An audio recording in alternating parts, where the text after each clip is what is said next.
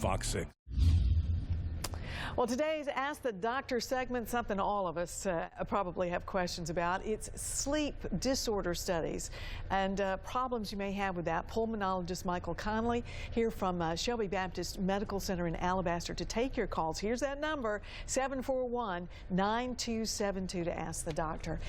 I want to start with just everybody from time to time has trouble sleeping. When do you know it's really time to call a doctor? I think when you may be developing health problems associated with poor quality sleep, high blood pressure, but really when it starts to affect your daily activities. Are you fatigued? Are you developing memory concentrating problems? Are you having difficulty meeting your job responsibilities? And you realize that you just never feel rested when you wake up in the morning. Okay. You're a pulmonologist. Yes. So breathing problems are often part of it? Well, one of the major the majority of the people we see have obstructive sleep apnea syndrome, and that results from airway obstruction, that collapse in the upper airway, and that fragments your sleep so you don't go through your normal sleep stages of non-REM and REM sleep and repeat that 3 or 4 times a night. And that's the snoring, and you're waking up your spouse and everybody else causing problems. Let's we have our first caller, Leela. Leela, what's your question? Okay, my problem is sleeping at night. I'll be tossing and turn most of that 3 o'clock in the morning, and then stuff been running through my mind that happened years, long time ago. I just can't sleep.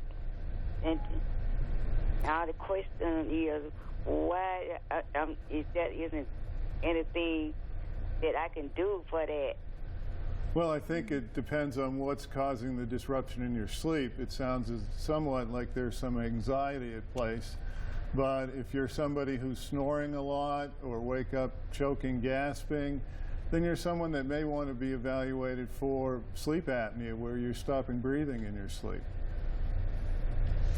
But also just, can you just have stress and just be worrying about something that keeps you awake? Well, certainly that can lead to insomnia and transient disruption in your sleep onset and total sleep time. So that's a factor, and it all goes into the evaluation. Our next caller is Kitty from Moody. Kitty, what's your issue with sleep? I toss and turn and wake up every 30 to 45 minutes, and I'm awake every morning at 3:30 and cannot go back to sleep. And I don't know why. I don't know what causes it. Can you help me, please?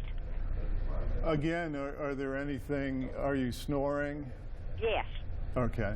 Do you wake up choking, gasping? Yes, sir. How many times do you get up to use the bathroom at night? About 5 or 6. Yeah. Have you gained weight recently? No, sir. Okay.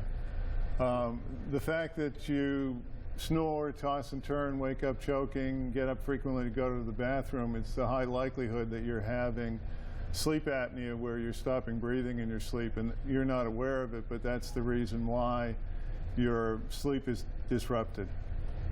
And there is something you can do. Yes. She needs to see someone about that. That's somebody who should go through the sleep lab and be evaluated for sleep apnea. One last question. Cindy from Double Springs. Cindy, your question?